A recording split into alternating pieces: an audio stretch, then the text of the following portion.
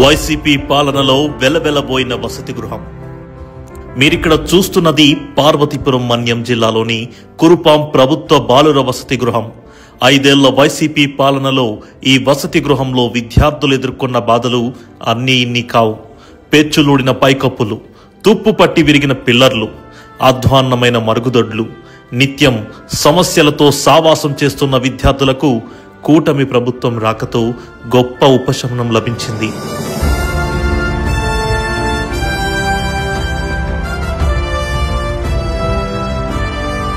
శిథిలావస్థ స్థితిలో ఉన్న వసతి గృహానికి మెరుగులు దిద్ది శుభ్రతకు చిరునామాగా మార్చారు.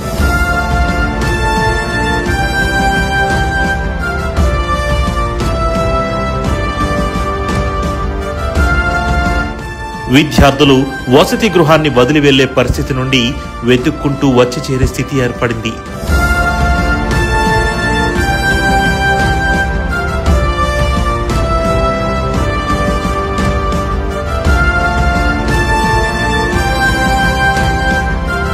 ఇది పిల్లల విద్యపై కూటమి ప్రభుత్వానికున్న నిబద్ధతకు నిదర్శనం.